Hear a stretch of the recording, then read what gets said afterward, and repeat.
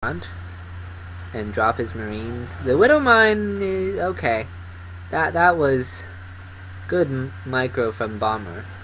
He was essentially going to have to lose something. This is some very good pressure already. He's really abusing the infrastructure in that his Hellions basically retreat back out through the choke. So when the Marines pursue, the Hellions, they get that damage on everything. So I feel like Bomber is really maximizing his damage potential in this fight. This Viking will be able to tilt the battle in Heart's favor. I'm not sure why he used it in an assault mode, but it really didn't matter. The Viking is enough DPS in assault mode or can take out the medevac. I just felt like taking out the medevac might have been a... I guess he didn't want to have to repair the Viking. Deal with it faster, I suppose. In a sense.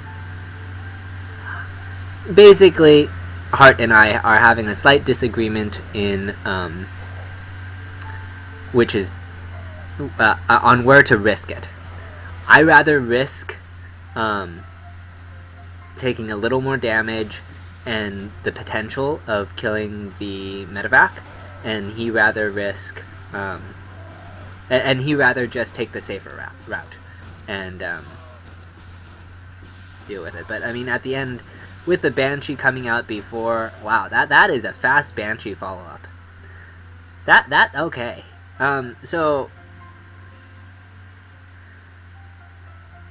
Bomber just followed up his earlier aggression with a Banshee, and they're just, since he did so much damage at first with that those Hellions, that Banshee was just curtains.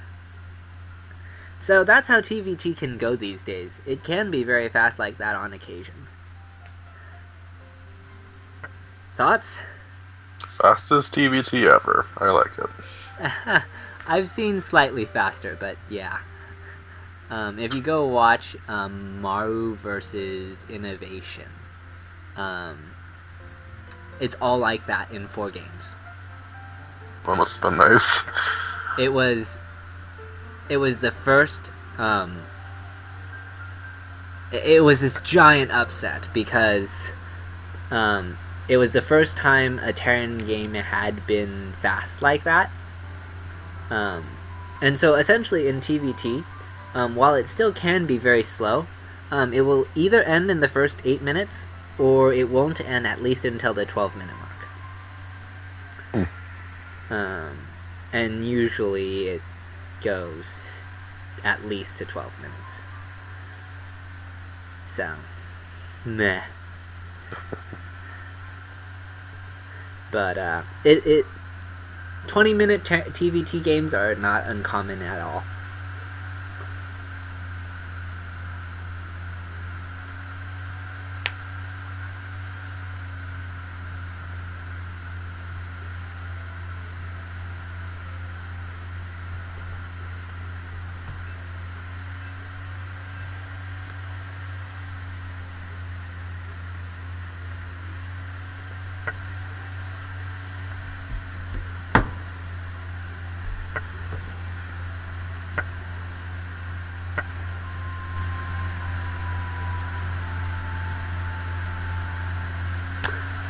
So while we wait, what can you tell us about Axiom's Heart?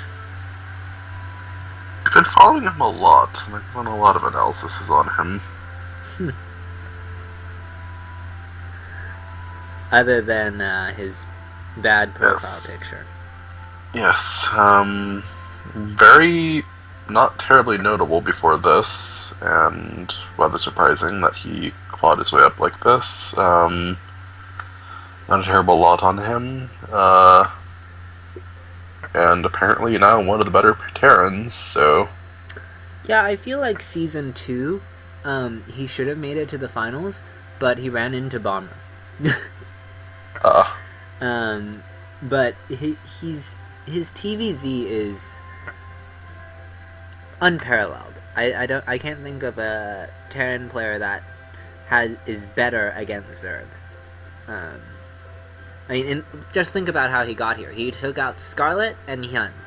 Scarlet is renowned for her ZVT, and Hyun is, well, at the time was the best, highest seeded WCS player of all, across the board. So, you know, kind of like playing the two top Zerg for the matchup. Yeah. Or the best Zerg for the matchup and the best Zerg overall.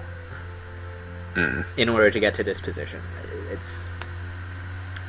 I think I said, if Heart beats Scarlet, between Heart and Scarlet, whoever wins will go to the finals. Because, essentially, both are so good in the matchup that if they beat the other player, then that means they're in perfect form. Anyways. Alright, spotting in the top right, the red Terran, currently seeking a comeback, Axiom's Heart. Click below to listen now, and follow Neo right here on Spotify.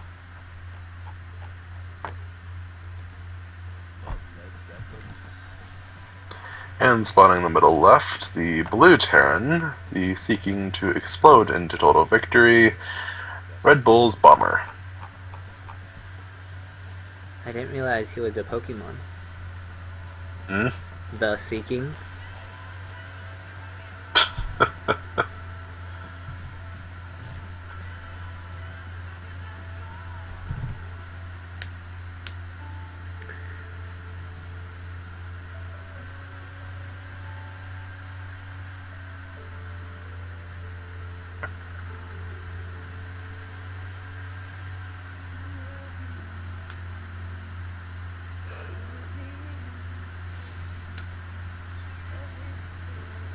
So it looks like it's going to be a 1-1-1 from Heart. So he should take his gas soon, or second gas soon. Looks like it'll be a 1-1-1 from both of them actually.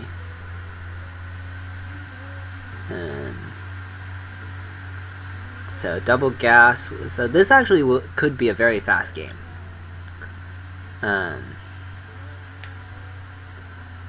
1-1-1s tend to speed up the nature of the game, as that is a one-base strategy. Either that, or they'll both realize they have the exact same build and decide to macro.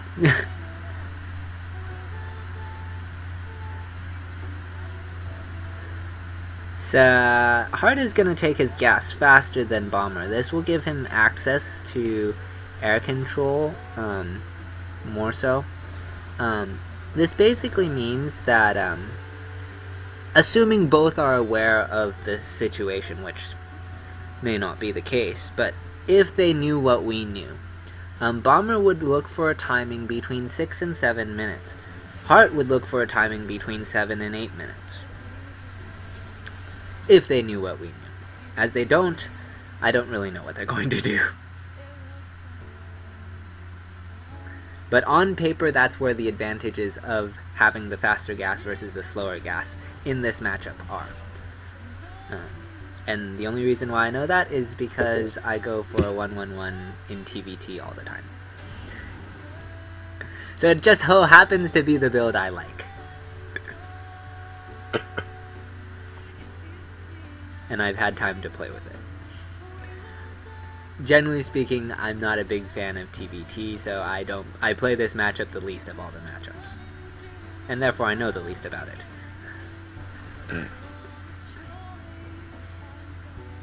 Oh, I learned a new micro trick.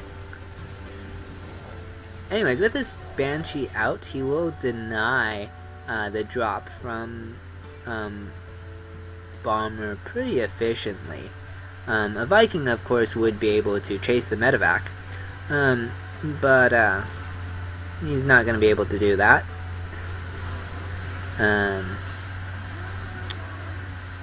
Bomber is going to continue to be annoying, and the Widowmine does kill that. Ouch. Well then, Boom. not even that Marine survives. So, it's between 7 and 8 minutes. This is Hart's time to capitalize on his advantage. And basically everything I told you just happened. In spite of them not knowing. And this Reaper is gonna come in. It's gonna be annoying. I don't think Hart is actually gonna go for too much counter. He rather put his advantage into economy. And that's okay. So back to Day 9's comment about this being a game of baseball, essentially. If you are up one advantage, all you want to do is continue to play defensively and grow your advantage, because then you're just waiting for that second. I think Haas is known for doing that a lot. I might have it wrong. I know the player started with an H, which doesn't tell you much. He does clear the Widowmine, so he's actually gonna get a lot done here. This might be game. That bunker wasn't up, so I don't know how he's going to hold this. Yeah. Thoughts? That was one yet again, a rather quick TVT, and Hart got it right. Yeah. So essentially, he defended the 6-7 minute window of his opponent that was on 1 gas, and then he was on 2 gas. So having to defend delayed his 7 to 8 minute attack by about a minute. But because he defended, oh dang it! Yes. My StarCraft crashed.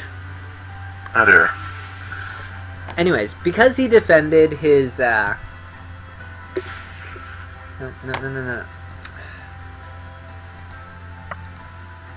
Okay. Monocoids. Oh dear. Anyways, as I was saying, because he defended the attack, he could delay his own by a minute. He just needed to get his stuff into gear, and once he was ready to attack, he just capitalized on the move. So basically, he had the counterattack window, which was actually bigger. Since he defended the attack, he didn't have to go between 7 and 8 minutes. You can sort of drag it out, since you know that your opponent was on 1 base, and therefore either has to go into army or has to go into economy. And if they go into economy, you already have the economic lead. And if they go into army, then if they go into army, you secure your economic lead. If they go into economy, then you just kill them. So this is the other thing. So in the mirror matchup, I find this particularly common. You want to go for a sort of middle of the road build for most mirror matchups, if you don't really know what your opponent is doing. And the reason why is because you want to read the situation. And if they are going for an economic play, you just want to capitalize on the aggression. And if they're going for a more aggressive play, you want to defend that and then retaliate. Generally speaking. And Hart's build was just more balanced.